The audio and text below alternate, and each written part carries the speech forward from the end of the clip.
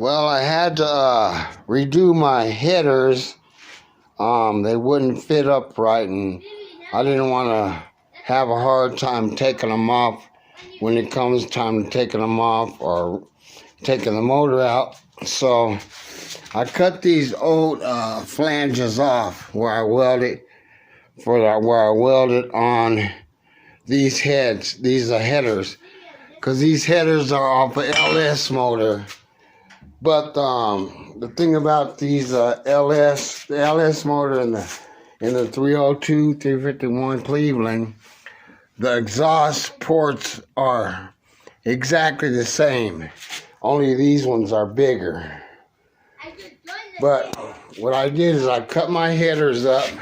I took the flanges off my headers. There's one header there, and I don't know where the other one is. It's under here. But I welded the flange on from my headers for 351 Cleveland to this LS header. Anyway, that's what I've been doing all morning. But they're on there, they fit. Only thing is, I didn't want this to be so long going this way. So I might cut this off like right about here and hook my flange up right here, welded on right here. Matter of fact, I think that's what I'm going to do, because I want these to be closer to the motor. They're as far out as, well, the water pump would be, and the water pump would be right here. Well, the fan would be right here. Hopefully it fits. This fits in between this right here, this flange here, and this flange here. Hopefully it fit between the radiator. But that's what I got so far. And on my back, the back of the car, I put the exhaust in. And, well, it's not all the way ran to the front of the car, but the pipes come out right there perfectly. And under the car, they go over the axle perfectly. And they hook up, they stop about right here. And my exhaust came in, thank goodness. So I got both my mufflers in, and I'll work on that tomorrow. But, you know, I was waiting for that to come in. So meanwhile, I wanted to get them headers hooked up right, and they're fitting real nice. They're sealing real good. They're not warped. And I have my gaskets here that go between the motor and the header, so they'll seal that up real good. I'm glad I took that off. I couldn't even get the nuts on with that, because the reason why is because the flange from the LS, the thing is wider, so my nuts wouldn't screw on right here. So I just chopped that off. And I chopped the other one off and welded on my flange from my headers. Anyway, that's what we got. Sorry I couldn't show it all, but, you know, when I get into it, I can't film and everything. So that's what we got. Rear fan, me and my wife, well, I don't like it. I know she didn't like it, but it looked to me, it looked too something that's bolted on. I didn't want that, so I fiberglass all the seams right there with fiberglass, and where the screws went in here, fiberglass that, so when I take those bolts out, it won't move. I did the same on that side. So now what I have to do is get fiberglass and mold it the way I want to, and then I'll lay another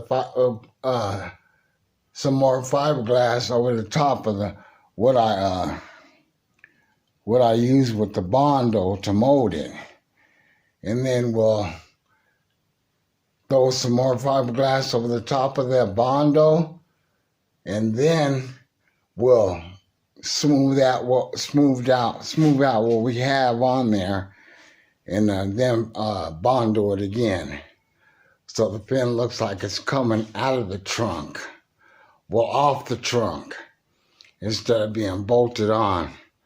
But I'll let you see what I got on my next step. Now all I have to do is form it and, smooth it up, make it swoop up. It's gonna have to swoop up right here like this. I'll form it like that. Then I'll Bondo, smooth it out. And then fiberglass over the top of the Bondo and the foam, so it has a smooth contrast coming down, nice radius. So once I get that in the sides right there, I thought I'd bring that to a point and do that one and set it in there, but that's what we got so far.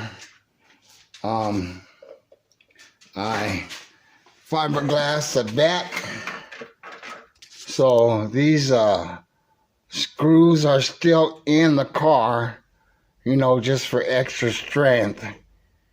And see, there's one here and one here, but I'll get some putty and flatten and kind of contour this down, and get the nuts and everything, bring it all the way up here, and then smooth it and make it kind of go more or less rounded, because it's got that ledge right there, and I want it to come down smooth like this.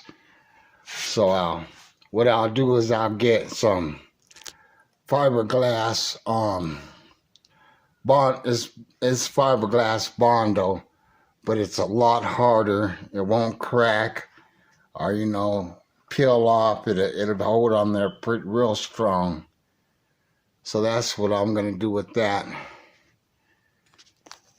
We got a little progress. I'm liking it. I put the front ends like this, but I don't know if I'm gonna keep them that way. But I started sanding the side right here, and I stopped too far because I want the fiberglass to come all the way up.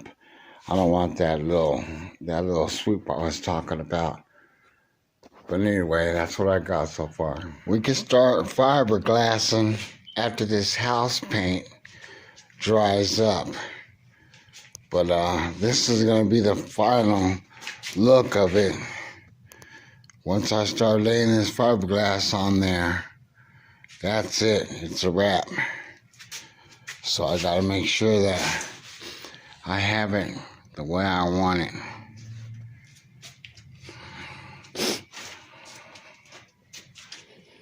Before I put that fiberglass on. So I did decide to keep that point right there. I was going to shut it off right here, but I think we'll leave that. Hopefully it'll come out okay. If not, I always can cut it off with the cutoff wheel and then reshape it again before paint or anything. But that's what we got. Once this paint, because this is still wet right here, because I redid it right here. So, and I know that's wet because I can see it's wet. So, I'm going to put this fan on there. Hopefully it'll dry up a little bit quicker. Then we can lay the fiberglass over that. I think I want to leave out this far out under the trunk. Not too far out, I don't know why I even sand it way up here. That's way too far out. I just need to be like about an inch out, and go all the way down and come up and then fold over this eventually, because I don't want it to be on there, I don't think. But anyway, that's what we got going on. I'll catch you up once this dries up. We got the fiberglass on. The paint semi-dried, but I was in a hurry, and I went on ahead and put the fiberglass on. But anyway, I fiberglassed these turns right here because the cover for the lock goes on there. Anyway, I got some bumps, I mean, they're not huge. They're not nothing I can't fix. But like I said, I shaped this one too. And I got to get some of that shit out of there. Hold on. That's going to make I guess I can stay. Anyway, I got to finish that one up and the other one up. But for right now, it's where I need it to be. It's where I need it to be. Sorry about that. I took my mind off the camera. Anyway, it's going to come out all right. Now I'll just wait for that to dry. And then I'll add some of my Bondo on there and smooth it out. At least it's flat. So that's good. And I wrapped it around this, and I'll come back and I'll grind all that off the edges. But I want it to be on there because that's going to help it stay down. Anyway, that's what I got so far. We're going to still come up with ideas for decorations. The thing about working with this foam and fiberglass is it leaves too many dips in it. That's what I hated about fiberglass in my race car, is that it's not flat metal like this, where you don't have to worry about dips and anything or nothing. But with this foam under it and the fiberglass laid on top of it, you have to worry about dips and stuff. It's not really flat. You have dips everywhere. I still have to Bondo this. And that's going to be a chore right there by itself, doing these sides. Just getting this so I don't have all kind of dips is bad enough. But I'm going to get the best I can, but it's close up you're going to see some bullshit. But from a distance, it's going to look good. So, well, up close it'll look all right too, but it won't be perfect. So that's what we got right now. Okay, I primered it, and I seen a lot of spots through the primer that had to be addressed, because once I put the paint on it, and once I put my last coat of primer on, I'm gonna primer it about 3 times.